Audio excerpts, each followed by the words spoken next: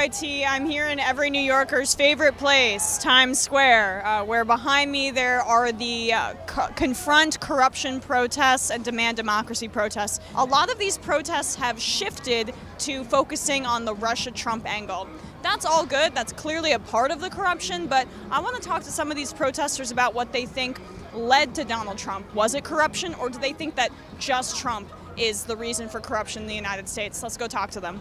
Many studies show that the United States is no longer a strong democracy, but is actually leaning in other directions. We have to regain this democracy as a democracy that is about we the people, which is what our founders intended. That means that money doesn't control the government. That means power doesn't control the government, but individuals, all of us who are Americans, control the government. I think until we get significant amounts of money out of our government, out of our senators and representatives, then I think that's when it'll start to be a lot more fair. With climate change, for instance, people are getting their houses destroyed, their trees are burning, and no, it's not real because there's money involved. I'm here to save my country. In my lifetime, and I'm not a young person, I have never seen such danger to our democracy. I'm a child of the 60s. The hope, the love, the peace, the brotherhood. We thought the world was only going to get better and better. And to see this regression back to the 50s or the 30s is heartbreaking. If you look at the money that is flowing to the Trump properties that the government is subsidizing now, the fact that he never divested, that he never showed us his tax returns, it's just astounding. I think corruption is building in this world, and I think he's just helping it, and that's not a good thing, and I think we need it to stop. I agree with you. America, America, you just can't get it right.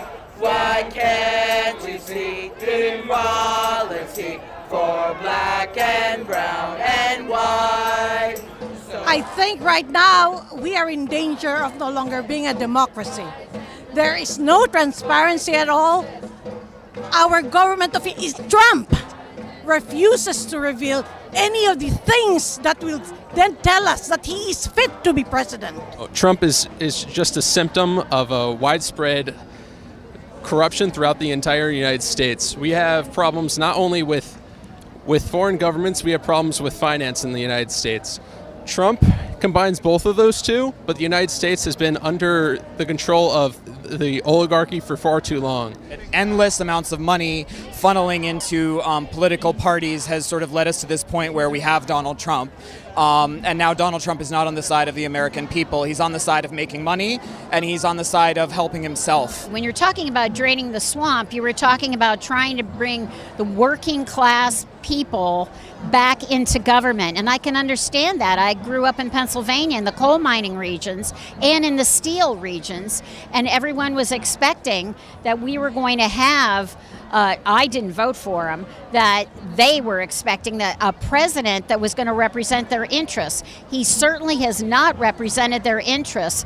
He's been very unrealistic, and the people that he's brought into his cabinet do not reflect their interests, and they certainly are passing policies that are detrimental to all those people in terms of their health and safety. We have got to demand paper ballots for the midterm elections in every locality, every state, nationwide, everywhere paper ballots. We cannot trust the voting machines. What do you think about Trump's meeting with Putin? Because I thought that was really weird. Yeah, it was definitely pretty awkward, and for some of us Americans, we're not very happy about that.